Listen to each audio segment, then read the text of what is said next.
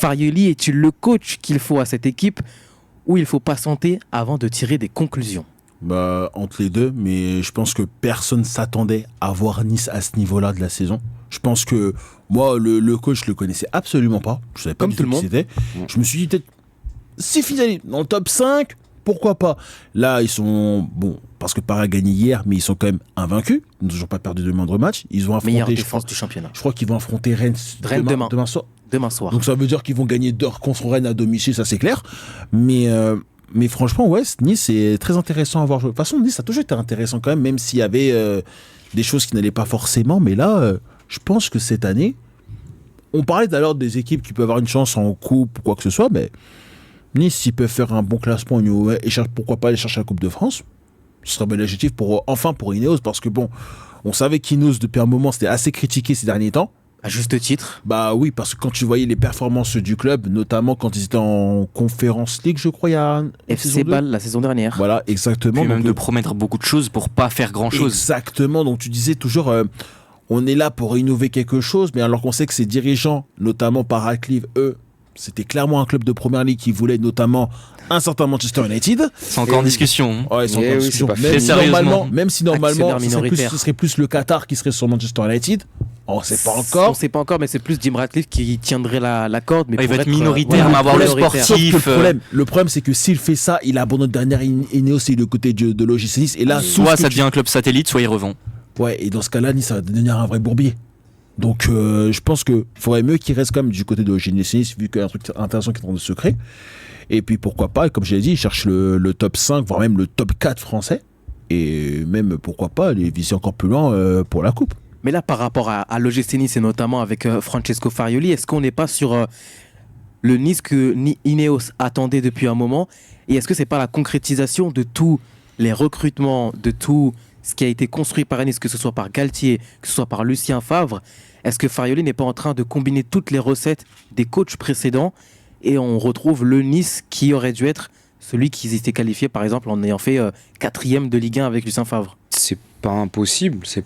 Après, je pense que Farioli lui-même a fait du bon boulot, mais c'est sûr que voilà, il y a des joueurs qui étaient déjà là les saisons précédentes, qui sont restés et qui font de bonnes saisons. Ce qui fait la force de Nice, on en parlait tout à l'heure avec la Juve, mais c'est son assise défensive.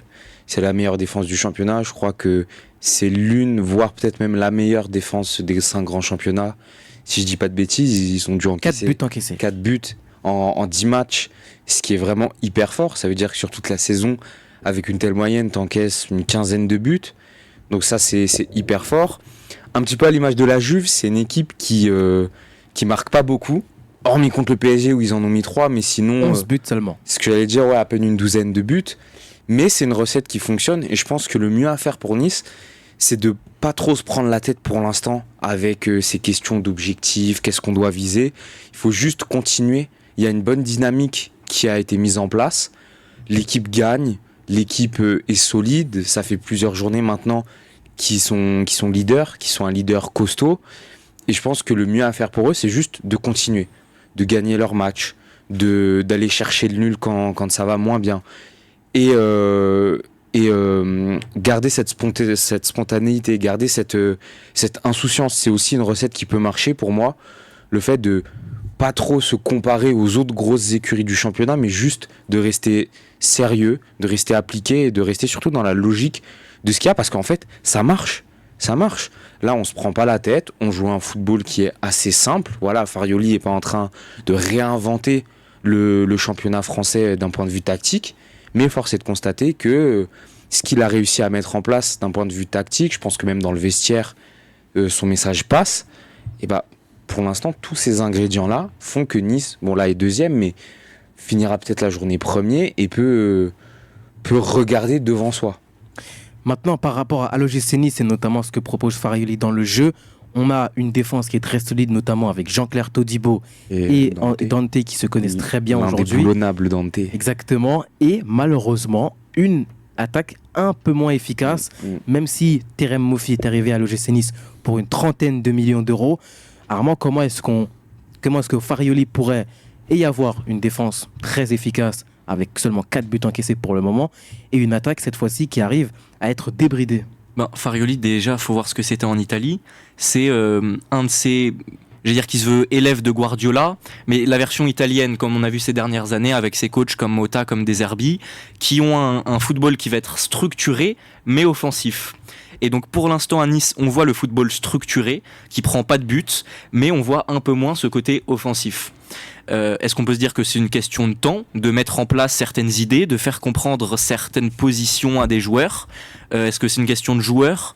Ça peut être le cas, parce qu'il y a un neuf qui, à mon avis, qui est là, c'est Terem Moffi, mais à côté de lui, qui est-ce qu'on met? Est-ce que ça va bien combiner?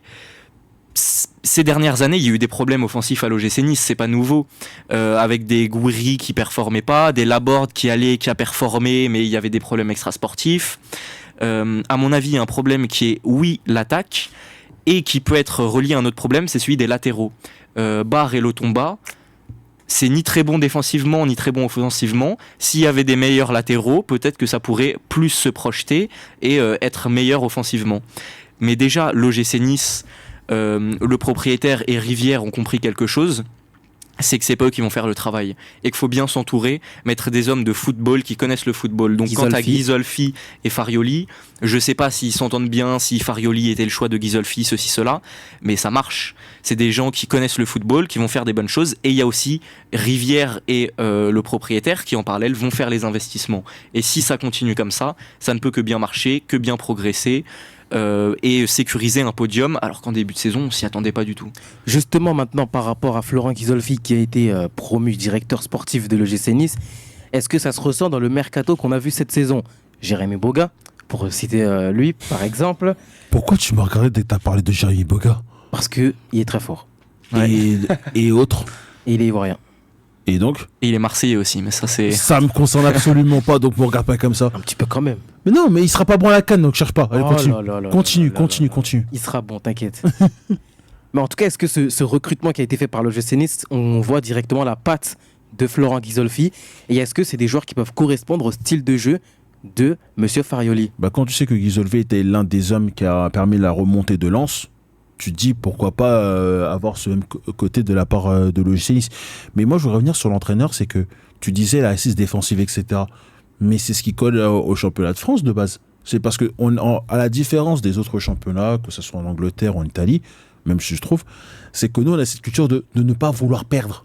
Donc en finale, Farioli, c'est ce qui se rapproche Ça le plus de correspond. par rapport. Donc, et je pense que c'est pour ça que... Alors, on parlait du fait que l'attaque, c'est 11 buts seulement en championnat depuis le début de la saison. Bon, ok, c'est très faible. Mais tant que ça gagne, et tant que ça ne perd pas, qu'est-ce que tu veux demander de plus? Bon, à la fin, si à la fin, tu demandes aux supporters, tu fais ce côté-là jusqu'à la fin de la saison, mais ça te garantit au moins top 5, moi, je prends matin, midi et soir pour tout le monde. Hein. Donc, Justement, par rapport à Nice, maintenant, pour continuer et sur les classements et sur les dernières saisons de l'OGC Nice, la saison dernière, l'OGC Nice termine milieu de tableau. Il termine, première partie de tableau, 9e place. c'est ça.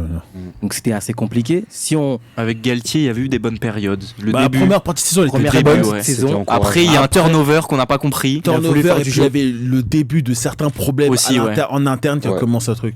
La saison où il y a Galtier, il termine 5e au classement.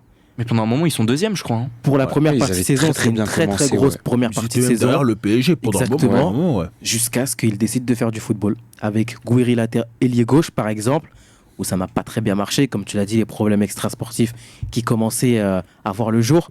Si on revient encore une saison en arrière, c'est 9e au classement. Donc là, du coup, cette fois-ci, est-ce qu'avec Farioli, c'est pas le moment d'avoir cette stabilité en championnat pour pouvoir vraiment réellement lancer ce projet?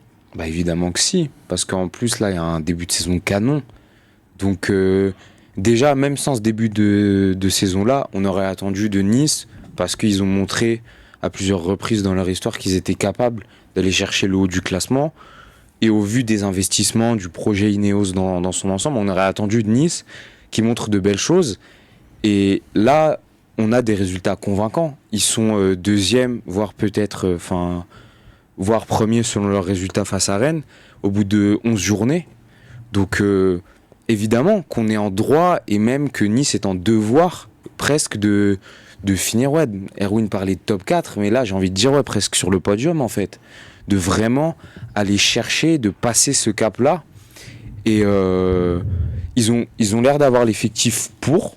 En tout cas, pour l'instant, ça marche très bien. À voir, évidemment, sur toute la saison. Il va y avoir plein d'autres échéances, la Coupe nationale, la CAN, etc. Mais pour moi, oui, si Nice ne finit pas 4e, 5e, c'est une saison totalement ratée pour moi. Bah, raté, après, tu sais qu'il y a, en dehors du PSG qu'on enlève, t'as beaucoup d'équipes qui vont jouer la Coupe d'Europe cette année quand même.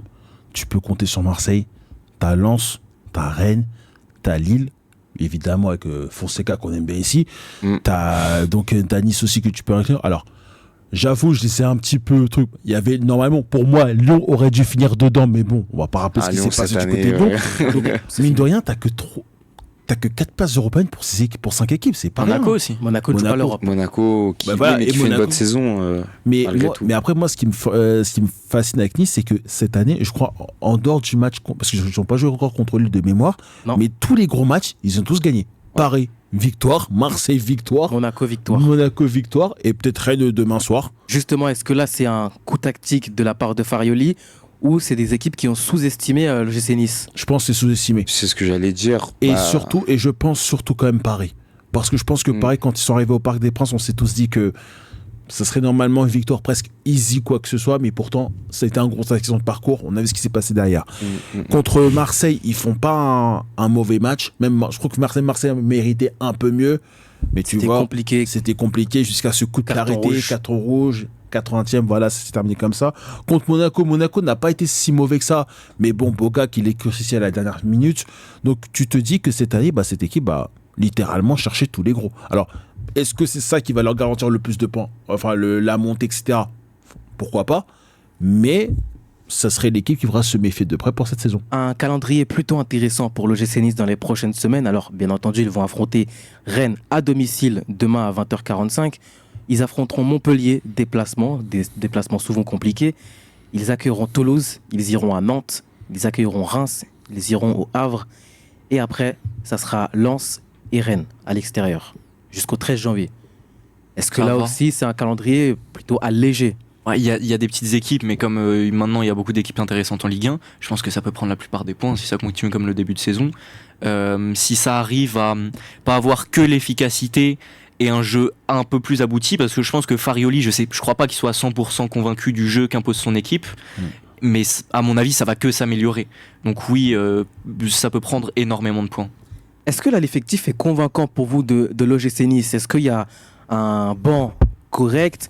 On peut citer certains joueurs, Marcin Bulka, gardien titulaire, qui est un très bon gardien, Kefren Turam, international français, Hichem Boudaoui, Morgan Sanson, Salvatore Sirigu qui vient apporter son expérience à monsieur Marcin Bulka, Gaëtan Laborde, même si c'est un petit peu patent, Badreddine Bouamani, le jeune talent algérien, Sofiane Diop, assez compliqué lui aussi depuis son arrivée à l'OGC Nice, Pablo Rosario, qui est arrivé lorsque Galtier a été intronisé en tant que coach, Jérémy Boga, Alexis Beka, on ne sait pas trop comment ça va être depuis sa c'est un peu tentative de compliqué. suicide. Déjà, j'espère qu'il va avoir un énorme soutien de la part de tout le monde pour ça. Parce que ce qu'il a vécu quand même, ça aurait pu être n'importe qui d'entre nous quand même. Donc, Exactement. c'est pas rien. On a aussi Youssef Attal quand il n'est pas blessé. Ça peut être un Excellent. Alors, Youssef Attal, alors lui, Quand il n'est pas blessé, c'est un des meilleurs du Quand il est championnat. pas blessé, c'est excellent. C'est monstrueux quand il n'est pas blessé. très sincèrement, à part sa vitesse, vous me parlerez, mais je Non, vois pas que le toucher de ballon, il passe tout le monde. Non, mais je suis désolé. Ça fait quoi? Ça fait 3 ans qu'on a Ça fait un moment. quand même. Au bout d'un moment, faut passer à autre chose. Et je suis désolé, il n'y a pas que le côté physique. Moi, je suis sincère, il n'y a pas que... Franchement, Attal, je vais me faire insulter, c'est le même niveau que Neymar. Il n'y a pas que le côté des blessures physiques. Il y a autre chose derrière. Je pense qu'à mon avis, la vie extrasportive, c'est pas mal non plus. Après, l'OGC Nice, on en demande moins que le Paris Saint-Germain. Après, sûr, il Non, mais abuse. Attal, ça doit Les faire au moins blessures, 3 ans il qu'on abuse. attend de lui. Mais C'est malgré pas tout, dès qu'on le voit, tout le monde est satisfait. Et je crois que certainement que les supporters demandent un autre latéral fiable à ce poste-là. Mais quand Attal sera disponible, c'est lui que tout le monde voudra voir. Attal, il a fait comment saison consécutive avec Nice en étant titulaire indiscutable et en étant régulier? Ah, mais il est pas régulier. C'est Il- pas un joueur il qui est blesse tout le régulier. temps. Mais c'est un joueur qui, quand il est présent, et c'est ça qui est chiant, mais c'est aussi sa magie à lui, c'est sa romance à lui, c'est que quand il est là, c'est un joueur indétrônable. Bah après, c'est vrai que tu as cité Attal, mais tu as aussi que Todibo qui devrait être normalement appelé par Deschamps la semaine prochaine. Donc, mais il y a aussi, je crois que Dante qui a prolongé récemment. Mm. Todibo qui a prolongé jusqu'en 2027 de Todibo mémoire. qui a prolongé et qui a refusé d'aller à Manchester United. Ouais. Il n'a pas forcément fait le mauvais choix en réalité. Bah, quand tu vois la défense de Manchester United à l'heure actuelle, Nous, on en aurait eu besoin. Mais Ouais. lui, vu qu'il est leader de Lui, il Ligue voulait 1, pas. et quand tu vois l'état de Manchester United, non, mais après, je il a pense pas fait le mauvais que choix. Nice a été le parfait cadre pour lui dans le sens où c'est un club où il n'y a pas de pression. Donc, tu peux clairement t'installer tranquillement, sans problème. Tu peux t'épanouir justement à ton juste rythme. Et je pense qu'en fait, le problème de Todibo, c'est qu'il est passé beaucoup trop tôt au Barça. Je pense qu'il avait peut-être le niveau pour, mais il n'était pas encore assez structuré. Et je pense qu'il y a eu son prêt à Schalke, ou même si Schalke a connu la deuxième division, Sorti au Benfica. ça s'est plutôt bien passé. Benfica, bon voilà. Mais c'est vraiment côté Nice où c'est vraiment bien installé. On voit vraiment la puissance et ce que peut apporter Todibo. Et c'est ce que pour moi, j'espère qu'il sera appelé par Deschamps. Ouais, il est vraiment redevable à l'OGC Nice à mon avis. Je crois que c'est pour ça qu'il prolonge, il doit être épanoui dans la ville. Et là, en y repensant, on a eu il n'y a pas si longtemps une charnière Todibo-Saliba à l'OGC Nice. Pendant quelques mois, c'était très très fort, je me souviens. C'est cette équipe-là avec Gouiri qui empêche Lyon d'aller en Ligue des Champions, si je me trompe pas. Dans mes souvenirs, ce match, il était exceptionnel. C'est ça, Jean-Michel Aulas. Au Parc OL. Ah, Mais non, je m'en incroyable. souviendrai toujours. c'est mémorable. Là, c'est vraiment le truc pour dire, ouais, bah Lyon, vous n'allez pas en Coupe d'Europe à cause de nous. Mais si on revient sur certains joueurs, est-ce que l'effectif vous comble? Est-ce que vous êtes satisfait de cet effectif niçois? Parce que quand on regarde maintenant le volet offensif, Terem Moffi, on attend quand même cette saison révélation comme on a eu à Lorient. Jérémy Boga qui est arrivé cette saison. On a un Badreddine Bouamani, mais c'est encore très jeune. Ouais. On peut avoir un Sofiane Diop, mais c'est Mhm. compliqué. Tu te rends compte que sur les 3 offensifs que tu as cités à l'instant, tu en as 3 qui vont potentiellement partir pour la CAN. Donc là, tu te dis peut-être que pour la board, c'est maintenant ou jamais. Kouiri qu'il aussi vraiment- va partir à la CAN. Bah oui, voilà, donc ça fait 4 joueurs offensifs qui partent à la CAN. Badreddine Bouamani, ouais. Donc tu dis, là pour le coup, la board a absolument. Et En c'est nécessaire janvier, pour lui. En janvier, tu as Laborde et Evan Guessant. Pour 2 mois, pour un mois et demi, ça va être compliqué. Ça fait pour lui, short. quand même. Hein, ouais. Alors je veux bien qu'ils aient une bonne assise défensive, mais là par contre. Et au milieu de terrain, tu perds Hicham Boudaoui, qui a un gros volume de jeu. Et, Donc, non, mais je pense qu'il y a de très bons joueurs de cette équipe de Nice, mais après, c'est vrai que la CAN, ça risque fortement de les handicaper. Maintenant, quand on sait que la board peut très bien se retrouver au bout d'un moment, je pense qu'à mon avis, ça peut peut-être le faire. Maintenant, il faut voir comment ça se passait. L'année dernière, quand on parlait de Lille, vous reprochiez le manque de profondeur de banc pour l'équipe lilloise. Est-ce que c'est pareil pour Nice?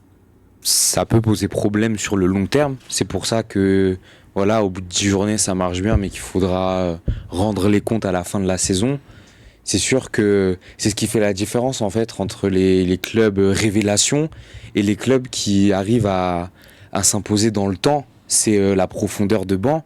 On a ce problème, mais dans tous les championnats. À chaque fois qu'une équipe est en train de monter, on se dit, OK, c'est très bien pour cette saison-là, pour cette période-là, mais il faut solidifier l'équipe. Et solidifier l'équipe, c'est pas seulement améliorer ton 11 titulaire, mais c'est aussi réussir à se créer un contingent de entre 15 et 17 joueurs qui potentiellement ont les épaules pour assurer si jamais il y a une blessure, une suspension, un départ à la CAN. Donc l'effectif de Nice est déjà très séduisant, mais évidemment, comme quasiment tous les effectifs d'Europe, il peut être l'objet d'amélioration. T'as parlé des latéraux. En attaque, c'est même pas qu'il faudrait, c'est qu'ils vont en avoir besoin, puisque va y avoir la Coupe d'Afrique début janvier. Au milieu, je pense qu'en fait, là, Nice est dans une configuration, dans un schéma où tout arrivée d'un vrai bon joueur de football est à prendre. Parce que de toute façon, il n'y a pas de problème à ce qu'il y ait une concurrence. Tant que c'est une concurrence saine, peu importe qui tu mets en concurrence, pour moi, ça a toujours été bénéfique. Vaut mieux avoir 2 très bons joueurs pour un seul poste qu'avoir un très bon joueur, mais voilà, tu sais qu'il peut partir, tu sais qu'il peut se blesser.